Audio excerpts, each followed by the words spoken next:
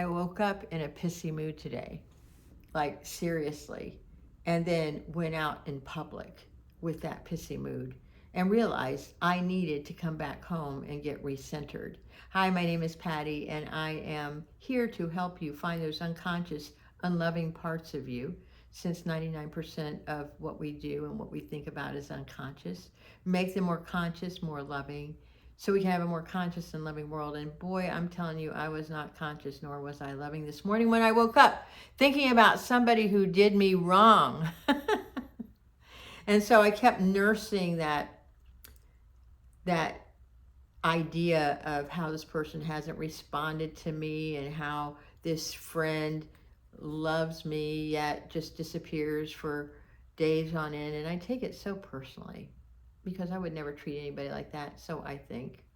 And then when I was thinking about that, I thought about somebody else who pissed me off. And I just stayed in that pissy way. And then a friend of mine had asked me to go to an Al-Anon meeting. And I thought, well, maybe that'll help. And no, it didn't, because I was just as pissy when I got there. I could not get out of my state of pissiness. But I sat through the meeting and I heard some things like, we can choose to be as happy as we want to be, says Abraham Lincoln. I'm like, okay, I can choose that. But I love really being in my self-pity. I love nursing the addiction to self-pity and how sad I am. Why? Because I have these expectations about how I think people should be. That is why I was pissy, because people weren't the way I wanted them to be.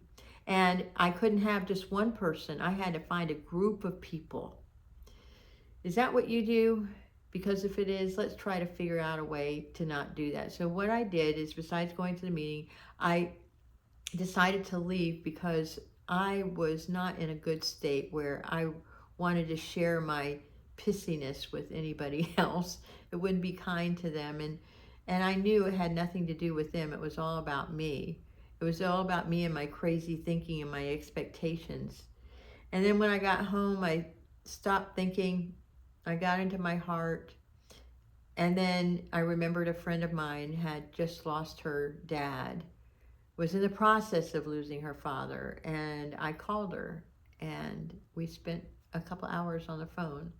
And it felt really good that I could give and I could show up as a better version of myself rather than the one who's feeling sorry for herself because somebody didn't text her back.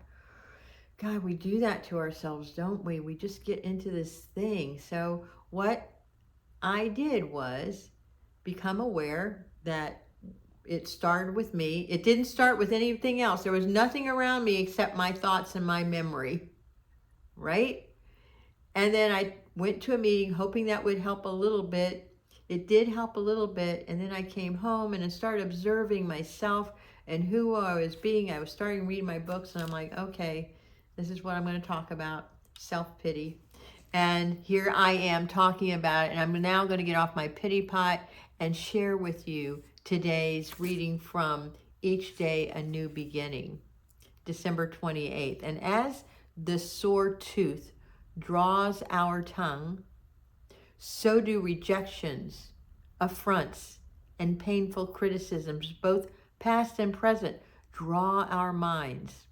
We court self-pity, both loving and hating it. But we can change the pattern. First, we must decide we are ready to do that. The spiritual practice tells us we must become entirely ready to give up our stuff. And then we must ask to have this shortcoming removed. This is where the spirituality practice is. This is the daily practice, is asking God to remove something I'm willing to give up. But, I just love holding on to it. The desire to dwell on the injustices of our lives becomes habitual.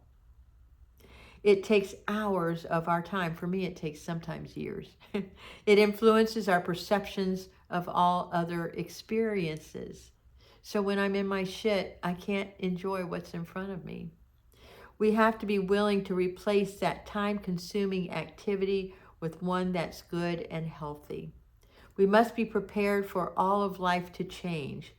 One overriding self-pity, or our overriding self-pity, has so tarnished our perception that we may never have sensed all the good that life daily offers us. And how often we see the glass is half empty rather than half full. And a new set of experiences awaits me today.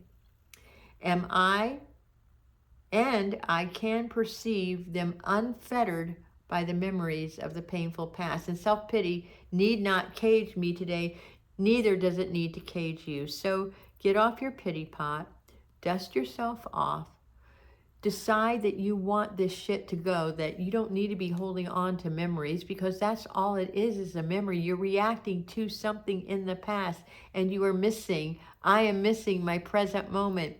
That's not the way to live. The way to live is to enjoy the present moment, to immerse yourself so much in it that you are grateful to be alive, and that you're not sitting around feeling sorry for yourself because somebody didn't text you back. Oh my God.